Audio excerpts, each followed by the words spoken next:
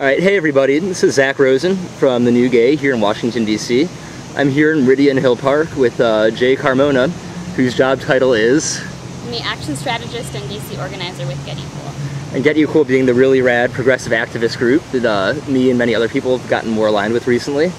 So Jay, first off, tell us a little bit about GetEQUAL and why you got involved with them, and you can speak up a little bit. Absolutely. So GetEQUAL is a new group that just launched in March of this year. So we're new on the scene, and what we're talking about doing is taking the dialogue of specifically LGBT issues and moving that to the left. It's basically the LGBT movement with teeth. So what we're trying to do is really work on community empowerment, grassroots activism, and specifically direct action as a tactic for strategically getting us to where we want to be, which is fully equal people under federal law. Okay. Yes. And what is your specific job within this? My job is action strategy, so looking at what are the ways that we can advance a particular issue along a strategic campaign, and also I do grassroots organizing here in DC. Okay, and that I know includes a lot of direct action. It does. Which people are not always fond of. True, true. It's not always the easiest thing to do. And it has sometimes, you know, more sort of like gains and losses and different gains and losses than other tactics. But it can definitely be done in a safe, strategic, and really powerful manner, as I believe you know, Zach. And how do you counter the critics that say all GetEQUAL's actions do is just annoy people or piss off our allies, which I believe to not be true? I believe that if an ally is going to get PO'd, if you're fighting for your rights and demanding that they be an ally, then they're probably not the ally you thought they were. And that essentially what we're trying to do is get equal. And people who are going to stand in the way, they're going to have to step aside or they're going to be challenged on it.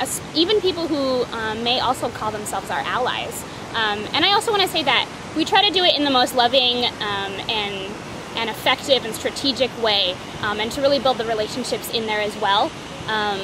So it's more than just confrontation, it's actual strategy and organizing. Okay, so what do you say to people that say, like, all you did with the Rotundo arrest was piss off Nancy Pelosi versus getting on her side?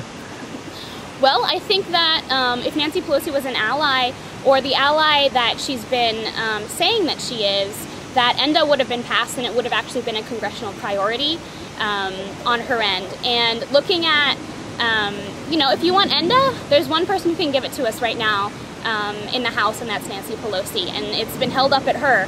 And so she's both failed to give us accurate reasoning for why and be clear about, you know, why ENDA is so held up, and she's also failed to set a timetable that she can adhere to. So it's just been promise and promise and promise and promise and promise. And there has to be a point where somebody has to say, you know what, you're not allowed to promise and just keep pushing the due date back anymore, and we're actually going to hold you accountable to these principles. And GetEQUAL is that group right now. Then that also begs the question, do we have any real allies? That's a very good question. I think that there's probably a dearth of opportunity right now for real allies to step up and actually let us see movement on these bills. There's like something like a ridiculous number of LGBT-themed bills that are held up in the Senate and the House right now. And so I think there's a huge opportunity for both political allies, organizational allies, you know, everywhere to step up and, you know, make us see that movement, be the fierce ally that you say you want to be.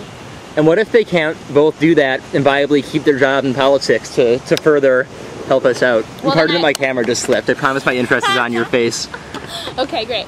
Well, I have to ask, if you can't do that, then why exactly are you in politics? You know, you get into politics to make change, not to just keep your job. So people who are just in it for a job maybe want to get out of it. Okay, and why has it taken so long for a group like GetEQUAL to spring up? I mean, we have a lot of people working from the inside, but I think the tide has turned so that direct action and this kind of anger, which I think is necessary, are frowned upon. Yeah, I mean, I think that we are a product of the times, and I really do believe that groups and organizations and initiatives spring up when they're most needed, and I think that GetEQUAL is in this particular moment that we have in the LGBT movement today, where I think that we really could see a turning point where we're starting to look at, you know, we're not just satisfied with the pieces of the pie, we want the whole pie, and we're going to look at what we can do to get there. And to get there within our lifetimes, because we've lived as unequal citizens our entire lives, and it's time that stopped. Cool. Thank you so much, Jay. Thanks, Zach. Take care. Bye. Bye.